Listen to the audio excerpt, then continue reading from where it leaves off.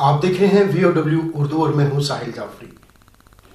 पाकिस्तान में और पाकिस्तान से बाहर बसने वालों को अस्सलाम वालेकुम।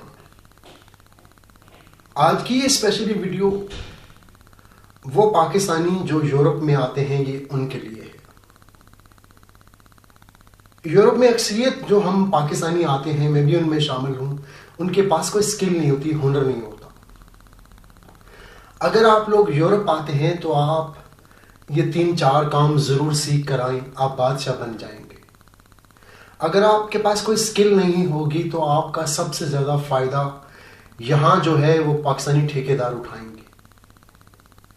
वो आपसे 13-13 घंटे 14-14 घंटे काम कराएंगे, आपको छुट्टी भी नहीं देंगे। अगर पाकिस्तान में आप वेल्डिंग का काम सीख लें, एल्युमिनियम का सीख लें, शीशे का सीख लें, उसके बाद प्लम्बर का काम आप सीख लें, आपके पास कोई भी हुनर है ना, बादशाह हुनर है आपको जुबान नहीं आती, मगर जब भी आप यूरोप में आएंगे आप कहीं भी काम कर सकते हैं। आपके पास एक हुनर है।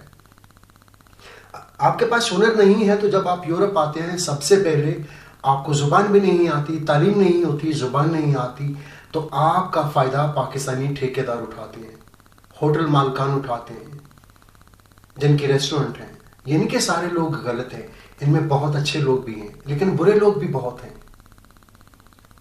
ऐसे ही एक हमारा जानने वाले हैं, उनकी कॉल आई, वो फ्रांस पेरिस में काम करते हैं, 13 घंटे काम करते हैं, उनको 600 यूरो दिया जाता है महीने का, और छुट्टी भी नहीं। अगर खुदा न खासा वो बीमार हो जाते हैं तो छुट्टी करते हैं, वो पाकिस्तानी उनके छुट्टी के भी पैसे काटता है। असल में बात यह है कि हम पाकिस्तानी अपने हक के लिए आवाज नहीं उठाते, आपस में हम लड़ पड़ते हैं, इतनी सी बात हो, गालियां देते हैं, मगर अपने हक के लिए हम आवाज नहीं उठाते।